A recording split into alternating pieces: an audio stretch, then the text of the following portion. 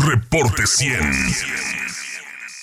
Ya tenemos en la línea telefónica a Miguel Soto. Miguel Soto es director de vinculación y campañas de incidencia de Grupo Poder. Y es que el día de ayer, por unanimidad, la segunda sala de la Suprema Corte de Justicia de la Nación ratificó la decisión de reabrir los pozos de las cuencas de los ríos Sonora y Bacanuchi. Esto dice una nota de la jornada, a pesar de que sus habitantes habían denunciado que el agua de dichos pozos estaba contaminada de manganeso y cianuro. Miguel, buenos días, gracias por tomar la llamada. Buenos días.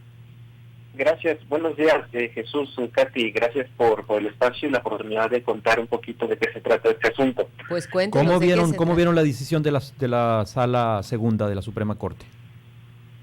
Pues mira, nosotros trabajamos junto con los comités de Cuenca Río Sonora, ¿no? Ellos nos dan chance de acompañarles en esta lucha que tiene varias aristas, y una de ellas es precisamente esta, ¿no? Para nosotros la decisión que tomó la Suprema Corte pues es inexplicable, ¿no? Es bien difícil entender cómo es que la justicia, lejos de protegerte, pues hace todo lo contrario, ¿no? Es bien complicado que ganar un amparo, ganar la protección de la justicia, son materias legales súper largas, y que de pronto en una cuestión como esta te midan hasta los miligramos, todo el rigor para las comunidades en cuanto a temas de miligramos de sustancias tóxicas en el agua, y muy poco rigor en luchas muchísimo más grandes que tienen que ver con el acceso a la justicia en el caso de Sonora. Pero bueno, para ser específico, sí. No sé si ahorita ya lo contaron, pero bueno, la decisión esta de la Suprema Corte de ayer fue votar a favor de un proyecto de la ministra Yasmín Esquivel, que revocó un amparo ganado por los comités de Cuenca Río Sonora relacionado a la clausura de 2 pozos contaminados a raíz del derrame provocado por Grupo México en 2014. Y eso, no entendemos qué motiva a la ministra a usar el tiempo, los recursos de la Corte, todo lo que requiere el análisis, pues eso, para revertir lo que puede ganar una comunidad en la defensa de sus derechos, ¿no? También no sabemos bien cuáles son las consideraciones que se toman en cuenta para votar a favor de este proyecto que desprotege a las comunidades. Ahorita conocemos el proyecto, no conocemos todo la sentencia completa, ¿no? Esa vendrá en los próximos días, donde pues vamos a tratar de entender cuáles son los argumentos.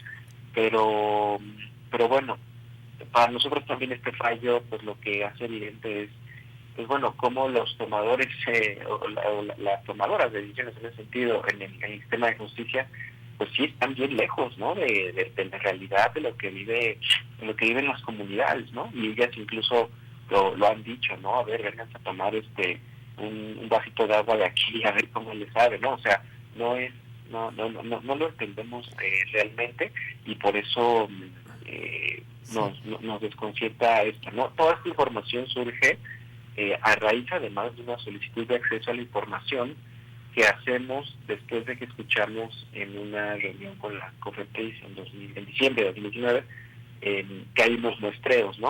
O sea, en sí es una batalla bastante complicada estar en estas reuniones, conseguir estas reuniones, poner atención en lo que se dice, hacer la solicitud de la información, te la niegan, ir al recurso de revisión, tener la información, acceder a la justicia luego de todo esto, para que, bueno, de pronto esto venga todo el rigor de la Suprema Corte con estos detalles en torno sobre todo a la cantidad de sustancias tóxicas, arsénico y plomo estamos hablando en este caso, ¿no? Es un poco lo que nos llama mucho la atención, y también por eso nosotros lo que queremos es que esto que se revise, o sea, que la COFEPRIS realice verdaderos monitoreos, que los haga de forma transparente. Pero en su momento, Miguel, la misma COFEPRIS había afirmado que los análisis de laboratorio revelaban que el agua era apta para consumo humano.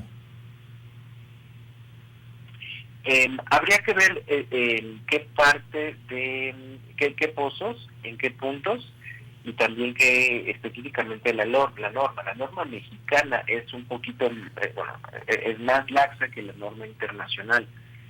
Al menos en estos pozos que nosotras estuvimos revisando, hemos encontrado que no es necesariamente así. A lo mejor habría que entrar en el detalle de a qué pozos se está refiriendo. O sea, hay pozos que sí pudieran, que sí consideran ustedes que no están contaminados, y hay otros pozos que sí están contaminados, entiendo entonces. Pues nosotros preferíamos hablar de los que sí encontramos, de los que están. De los que están contaminados. Ahora, cuando menciona que se tomen un vaso de agua a ver a qué les sabe, ¿tiene sabor entonces el agua que de allá? Pues mira, más que ver a qué les sabe, es qué impactos tiene y con qué certeza pueden tomar el agua. Ponerse en los mismos zapatos de las personas que tienen que consumir este líquido y vivir con la incertidumbre de no sé si me estoy tomando algo que me está afectando o no. Sí. Los metales que tiene el plomo, el arsénico, pues son metales tóxicos que generan impactos muy negativos, normalmente en el largo plazo, ¿no? Sí. Es un concepto que seguramente ustedes ya conocen, han escuchado muchas veces, que se llama bioacumulación, y que se te van quedando en el cuerpo, y con base porque no los puede desechar tu organismo, se van acumulando, y al cabo de varios años se empiezan a generar consecuencias muy negativas a nivel de salud. Ahora, Miguel, menciona que sobre todo hay arsénico y plomo. ¿Hay personas que se hayan hecho estudios de sangre para ver cuáles son, si hay niveles elevados en su organismo de arsénico y plomo, o hasta ahora los estudios se han hecho por parte de ustedes exclusivamente en el agua? Nosotros hemos acompañado algunos muestreos de agua específicamente. Las comunidades que están allí y que acompañamos en esta lucha, Sí. Han comentado también la dificultad de tener acceso a la salud, de poder hacerse estudios de sangre y el hecho simplemente de pagártelos, ¿no? Es bien complicado, pues, que tú digas, oye, me voy a hacer unos estudios de sangre, y de dónde saco la lana para hacerlo, ¿no? Y es bien difícil ponerlas en la circunstancia de, oye, el Grupo México te contamina el agua y además tú vete a hacer el estudio y tú demuestras que estás contaminado. Es una situación bastante desequilibrada, bastante injusta, y es una batalla en la que el mismo Estado, las distintas autoridades en los distintos niveles, tendrían que coordinarse para dar certeza a la comunidad de lo que están viviendo, de lo que están consumiendo. En este caso, quienes tienen que probar si están, que ya dejaron limpia el agua, son las autoridades, no la comunidad. Miguel, en ese sentido te puedo decir. Miguel Soto, director de vinculación y campañas de incidencia de Grupo Poder.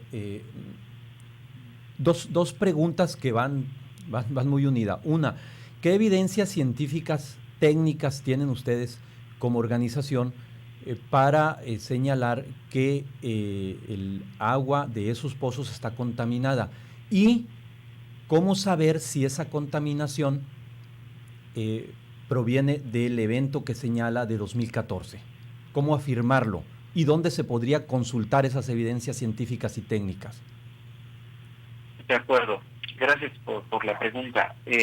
Sobre lo primero, sí, la solicitud de acceso a la información que hicimos a la COFEPRIS trae estos datos en específico, donde habla, por ejemplo, una cantidad hablando de arsénico, ¿no? De 0.025 miligramos sobre litro. Ellos en esta tabla que te ponen, se entiende que sería el tope de la norma.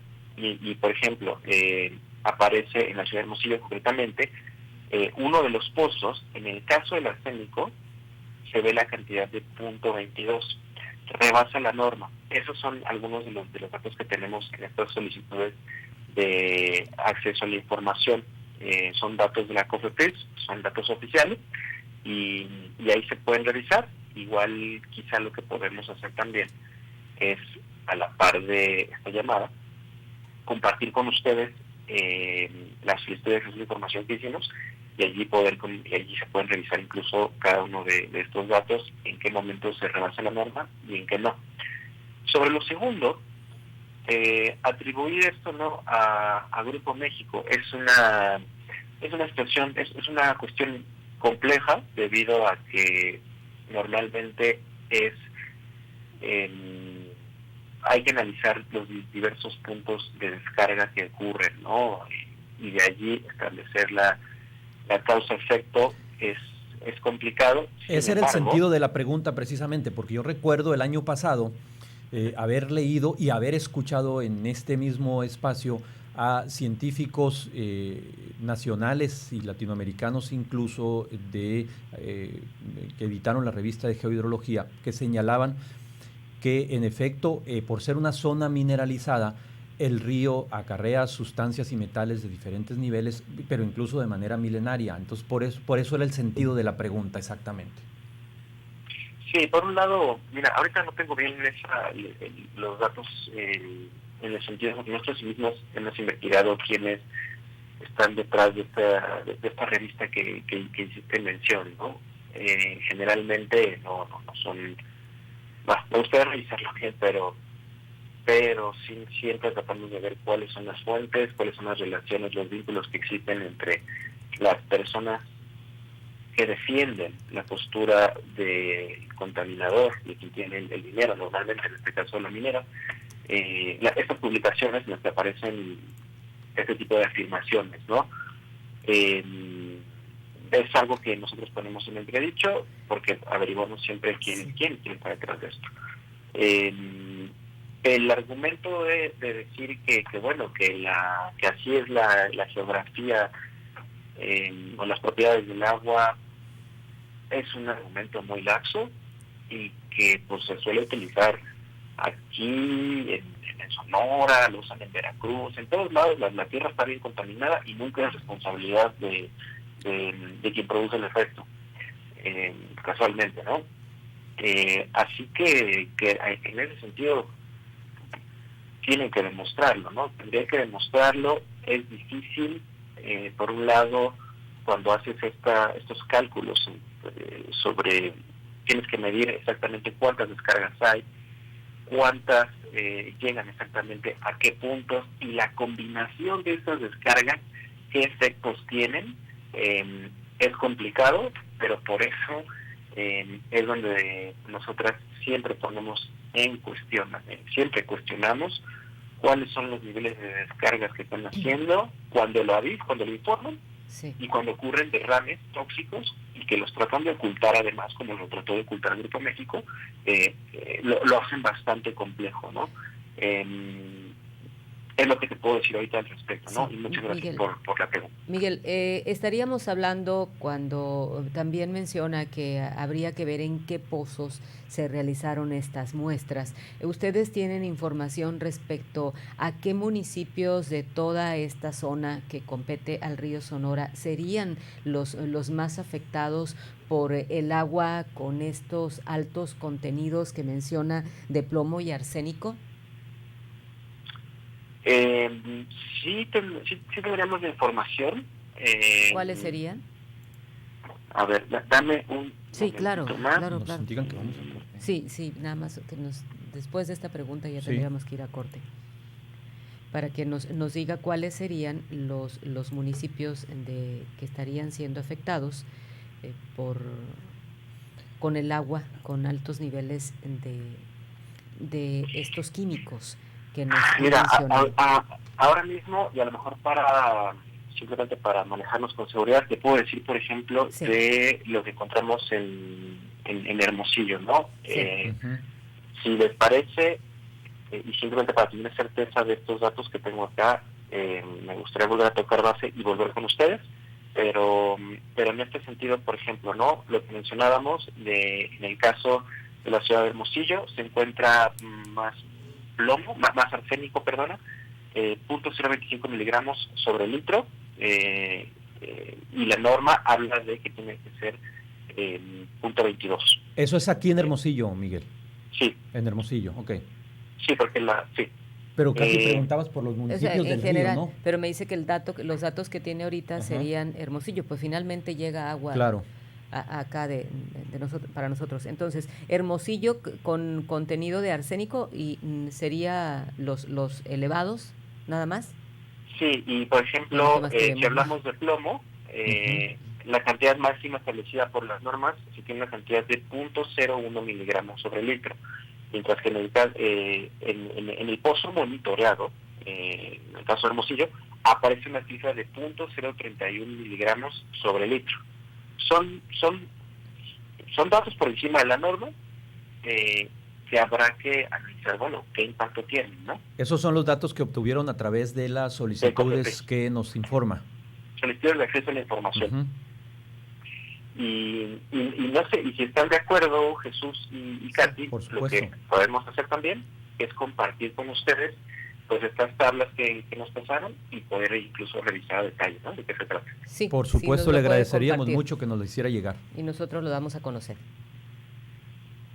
Perfecto, pues nada, les agradezco mucho que nos den la oportunidad de expresar esto, de comentar sobre el fallo de la Suprema Corte, y el llamado es eso, a que la COFEPRIS pueda actuar nuevamente, pueda hacer estos muestreos, pueda hacerlos de forma transparente, pueda hacerlos con la comunidad, y no haga tan difícil la batalla por el acceso a la justicia y la salud de la comunidad, de la Puma. Bien. Muy bien. Muchísimas gracias, Miguel Soto, director de Vinculación y Campañas de Incidencia de Poder. Que tenga buen día. Igualmente, gracias. Buen día, Miguel. Reporte 100.